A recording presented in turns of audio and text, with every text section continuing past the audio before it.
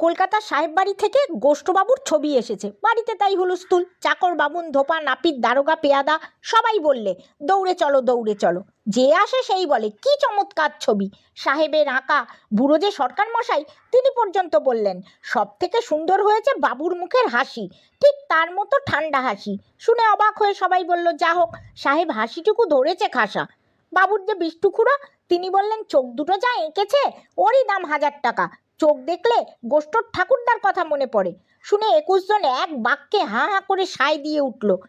রেধো ধোপা তার কাপড়ের পোটলা নামিয়ে বললে তোফা ছবি, কাপড়খানার ইস্ত্রি যেন রেধো ধোপার নিজের হাতে করা। নাপিত তার খুরের থলি দুলিয়ে বললে আমি 19 বছর বাবুর চুল ছাঁটছি, ওই চুলের কেতা দেখেই বুঝেছি একখানা ছবির মতন ছবি বটে। বাবুর আহ্লাদি চাকর কেনারাম বললে বলবো কি ভাই, এমন জলজান্ত ছবি, আমি তো ঘরে ঢুকেই এক পণ্যাম ঠুকে চেয়ে দেখি বাবি তো নয় ছবি।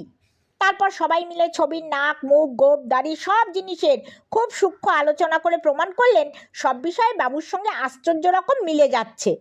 সাহেবের বাহাদুরি বটে। এমন সময় বাবু এসে ছবির পাশে দাঁড়ালেন। বাবু বললেন একটা বড় ভুল হয়ে গেছে। কলকাতা থেকে ওরা লিখেছে যে ভুলে আমার ছবি পাঠাতে কার যেন ছবি পাঠিয়ে দিয়েছে, ওটা ফেরত দিতে হবে।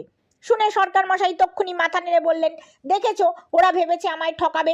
আমি দেখেই ভাবছি অমন ভিড়কুটি দেওয়া ত্যাক না হাসি, এ আবার কার ছবি। খুড়ো বললেন দেখো না, চোখ দুটো যেন উল্টে আসছে, যেন গঙ্গাযাত্রার জ্যান্ত মরা। রেধো ধোপা সেও বললে একটা কাপড় পরেছে যেন চাষার মতো, ওর 7 জন্মে কেউ যেন পোশাক পরতেই শেখেনি। নাপিত ভায়া মুচকি হেসে মুখ বাঁকিয়ে বলল চুল কেটেছে দেখো না, যেন মাথার উপর কাস্তে চালিয়েছে। কেনারাম তো ভীষণ ক্ষেপে চেঁচিয়ে বললে আমি সকালবেলায় ঘরে ঢুকেই চোর ভেবে চমকে উঠেছি, আর একটু হলেই মেরেছিলাম আর কি। আবার এরা বলছিল ওটা নাকি বাবুর ছবি, আমার সামনে ও কথা বললে মুখ থুড়ে দিতুম না। তখন সবাই মিলে এক বাক্যে বললে যে সবাই টের পেয়েছিল এটা বাবুর ছবি নয়।